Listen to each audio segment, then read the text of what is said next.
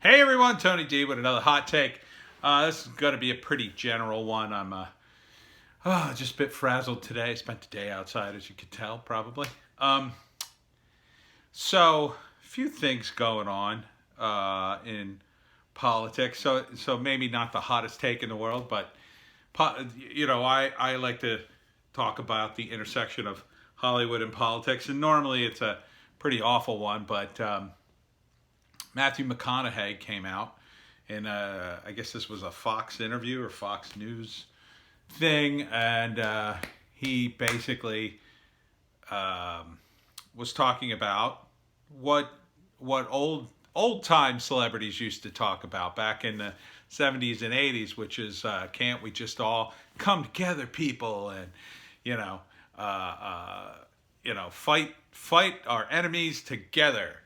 And there was this idea of unity, and that we have to put aside all our petty notions or whatever.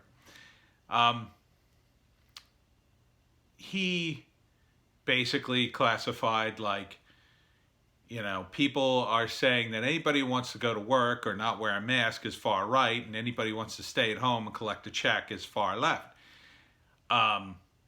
And that's not true, and you shouldn't say that. Now, I've made some implications, but I don't believe people who have stayed home are far right. However, I do believe that their politics, to some extent, is pushing their reason aside.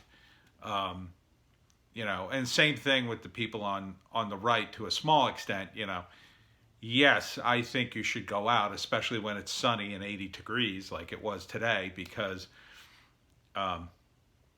the scientific evidence has already been established that the virus dies in the bright sunlight and the heat over the 70s. So you are essentially safe-ish. Somebody would have to cough like right down your throat. And if you practice any kind of social distancing and you're outside, you're pretty safe. I mean, you gotta be pretty safe. This is why people said initially viruses tend to disappear in the summer. This is why the flu disappears in the summer. This is part of what we've all been accustomed to for many, many, many years. But we have people taking advantage of the quarantine and the lockdown for political purposes. Now, I'm not going to stand here and pretend like Trump doesn't do some grandstanding. He does. But he is the president, and he has a certain style, and part of his style is grandstanding, and part of his style is grandstanding specifically for America. So there's a subtle difference in there. Yeah, he blurs the line to take a jab at his opponents, but pretty much every president has done that. Especially the more Republican ones, because they tend to be more jingoistic, and they are like America good. And unfortunately, people on the other side of the aisle sometimes conflate pointing out problems with being anti-American. And sometimes people on the right accuse the left of that as well. I've certainly gotten that from the anti-war comic. I mean, I've gotten blasted like you wouldn't believe for posting some of that stuff. And, just because you're anti-war doesn't mean you're against the troops or against America. Just because you understand the significance of the Gulf of Tonkin incident, the Operation Mockingbird, MK Ultra, things that have happened during World War II, atrocities, on the American side, things that happened after the war. I mean, there's a whole laundry list of horrible things that happened during war. Just because you know about them and acknowledge that they're bad doesn't mean you're against America. You're against people, doing these sort of cowardly or greedy things, especially in times of war. And, there's heroism in war too. So, to my point, McConaughey is basically, now he may have just seen the writing on the wall, and I've been saying this for a while. The trend is going to flip at some point. The trend is going to go from, hey everybody, we should be super woke and anti-Trump, to, hey everybody, woke people are a-holes. Let's get on board that train because everybody now knows that to be cool.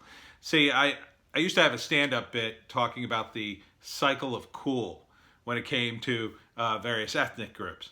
And I did a whole shtick on that because I was doing an open mic night at I was hosting it, and I was the only straight comic at a gay club. So my joke was, I'm the token straight here. And so I talked about how gay people as a group are going through the cycle of cool. And the cycle of cool goes something like this. And this happened with Italians, and I would compare the Italians with gay people. So the first phase of the cycle is you show up and everybody freaks out about you. Everybody says you're dangerous. So that's the way it was with the Italians, right? They showed up, people got lynched. Italians got lynched too. Not as many, but, it happened.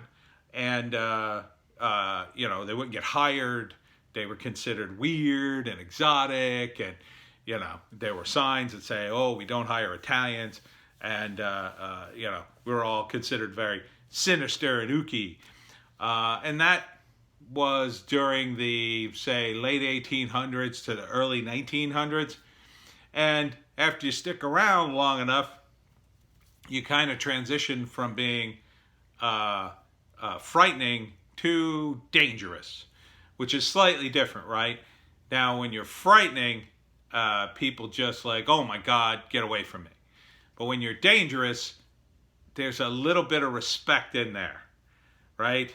Oh, I was frightened of that guy first. Well, now I think he's dangerous, which means, I'll just keep my distance. I won't bother him. Frightened, you run away. But dangerous, you just merely kind of keep your distance and monitor warily. And then that sort of air of danger brings certain people in the mix, right? That is considered very attractive to some women. It's considered you're considered something of a cool thing if you're dangerous, a little bit of danger, but it has to be a little bit. See, if you're too much, in the beginning it was too much, but then you transition to this level of like, cool, oh, we're gonna go hang out with the Italians tonight. Oh, really? Yeah, we're gonna have these things called meatballs that they have, and this other stringy food they call spaghetti. It's all mixed in. It's incredible, but don't tell anybody. And then you sort of transition into the you're kind of not as dangerous, but you're sort of forbidden, and that's when people in polite society would go to, say, hangouts with Italian people, to go to Italian restaurants to enjoy all the great food, but yet you would do it kind of on the down low. You wouldn't tell people in polite society because that was considered a lowbrow move, or like, what are you, crazy, going to an Italian restaurant? Those people. Oof. And then comes a certain level of acceptance, and that's when you're cool, because you're bridging the gap between sort of danger and acceptance. So you're accepted, but you're still considered a little dangerous. And that's, for Italians, that was sort of the peak was the Rat Pack, right? Frank Sinatra, the early 60s, when, it was cool to listen to Frank Sinatra sing and drink scotch and smoke cigarettes and hang out like the Rat Pack. And that was sort of the peak. And then the next part of the cycle is the sort of beginning of the co-opting, right? That's when everybody's kind of getting sick of you. You're still kind of cool, right? You're kind of cool. And that was in the sort of 70s and 80s. You're still kind of cool, but, you're just another knucklehead on the lineup here. There are other people coming up in the ranks that are even cooler. See, by that time, by the 80s roll around, and I would talk about this in my stand-up, the gay people started to become dangerous, right? That's when gay people were dangerous and to be feared, and then they started going through the cycle while the Italians were kind of going out of it. And then you get completely co-opted and you become boring, and that's when you get your own TV show like The Sopranos, and you get your own restaurant like the Olive Garden, and that's when it's over. It's over. You're no longer cool. You're just another group in America. And thus, that's the cycle, right? So, the anti-woke has already gone through the frightening cycle. That was when everybody's called, German soldier in World War II, fascist, racist, and all that kind of stuff. That was a frightening part. Now we're in the dangerous part. Like if you're one of these people who are anti-woke, you're dangerous. You're dangerous. We're going to avoid you, but we're going to tolerate you and give you a certain level of respect. But now, slowly, things are going to start to happen. Those people are now going to become cool. Like, yeah, let's go hang out with the anti-woke guys, because anti-woke guys, well, they're going to make fun of people, and they're funny. And let's go look at their memes. But we won't tell anybody we did that, because we don't want anybody to think, we're jerks like them. But we'll hang out with them. And that's kind of where we're headed now. Matthew McConaughey sort of being cool enough to be able to say this kind of anti-woke statement. And it is kind of anti-woke, because people in the wokeness, the SJWs and everything, they have sort of crossed the Rubicon a long time ago about reasonable discussion. They don't want to have it. They don't believe in it, and they frequently say, well, you can't reason with these people on the right. They're just horrible people. They demonize anybody who doesn't believe what they believe. And so it's very difficult for them to have a rational discussion about anything without devolving into name-calling. I've tried to have a few rational conversations online with some of these people, and it quickly devolves into, just screaming at me. If you want to get one of these guys in an argument, it's a real quick cut to the chase. If they're a super lefty, you just ask them, how does the left define a woman? And they'll refuse to do it because they can't. They can't. It causes their brain to explode. If they define a woman traditionally, they are essentially agreeing with conservatives. And if they don't, they are basically saying science doesn't matter. And these are people who are scientific. Look, I know people who are older Democrats, and I've told them that argument, and they go, well, that's just ridiculous. Who says those kinds of nonsense things? Because they're traditional and they believe in actual science, and they understand the difference between a man and a woman. So, they don't have a problem, saying, well, yeah, and they don't have a problem with trans people or anything, but they understand that people are born a biological way, and there's nothing wrong with that. But they don't understand that their party has become infused with these people who insist, oh no, there's a bigger truth here that you're not acknowledging. But they can't quite explain it. See, they have no scientific basis for it. And it quickly falls apart. But getting back to McConaughey, wow, this has been all over the place. McConaughey is saying, we need to come together and pull on the rope together, I think was the expression.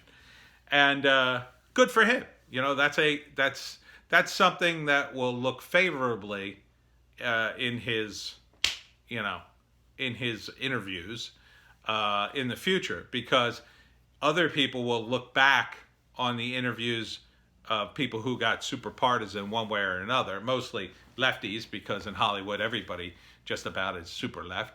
And those people are not going to be as well received. That those tweets and those interviews aren't going to age well at all. They will look like what they were. They will look hysterical or pandering. People just trying to get out there and be part of the resistance. Anderson Cooper just had a kind of a meltdown recently crying that they can't, they keep getting criticized on YouTube and whatnot.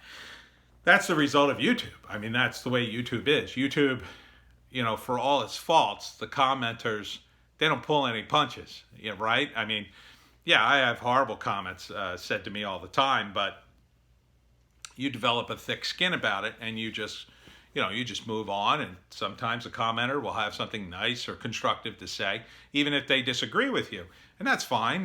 People can disagree, but Anderson Cooper and his ilk aren't used to that. They don't come on their TV shows and say, well, last night I reported X, and really I was thinking about it, and that was a stupid thing to say. They don't do that, really. They do that if they get caught. Sometimes they do that if they're really, really embarrassed, but not as a general rule. They're not like YouTubers who just sort of talk, and then sometimes they get caught up in YouTube drama, and then they'll have to, resolve it, and they'll say, well, maybe I spoke out of turn, or maybe I misspoke, or whatever. See, they're not used to that, and yet they're trying to get their hits up in this world, and it's backfiring. And it's backfired on most of the celebrities, but not Matthew McConaughey, because he said something totally reasonable and is trying to bring people together. And that's what most of Hollywood, that's what most celebrities should be doing. Even though you disagree with Donald Trump, I disagreed with George Bush all the time. And I really just thought he was a terrible, terrible president. But there were occasions where he said, well, we have to come together as a nation after 9/11. And I was like, well, yeah, we do. I mean, I have to agree with that, right? You can't say, no, we have to be apart and be angry. No, we had to come together as a nation in 9/11. And now I disagree his, pretty much his entire trajectory from there on in. But, there are sort of basic things that presidents and politicians say you can't possibly disagree with. And yet Trump derangement syndrome is so bad. You have people who will just immediately disagree with anything Trump says, no matter how reasoned, normal, backed by scientific evidence or whatever. And we have a media that actively tries to tear everything he does down. And now, as McConaughey says, we've got the split between the people who want to end the lockdown and the people who don't. And there's a real simple solution to that. You end the lockdown, and anybody who wants to stay in lockdown can stay in lockdown. I mean, stay there. If you run a business, the richer you are, the more choices you have. And yeah, there will be some people who don't have that choice and will not want to go back to work, but have to go back to work. I don't really want to go back to work, but, sometimes you have to go back for money and financial reasons, and, there's all sorts of other reasons. But this isn't the bubonic plague, okay? Summer's here. People are taking precautions. They're aware of it. And that's about all you can do, is make people aware of what it is, how it transmits, and you take mitigating precautions. And beyond that, you can't live in a cave the rest of your life. Life goes on, and we can't allow the economy to completely crumble, or that'll be much, much worse. So imagine a worldwide depression, and then it's next year, and the virus returns. People are homeless. There are bread lines. How are you going to run the bread line? How are you going to get a new mask and a new mask filter? You don't have any place to live. How are you going to wash your clothes from the disease? How are you going to afford soap? That'll make it much, much, much, much worse. We have to understand that our best tool in this is always options.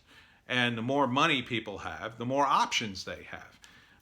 So if you have options and your business is still hanging on, even though there's a risk there, you'll still have some moves in you, as long as you have that money coming in, and as long as you can continue to buy things and mitigate.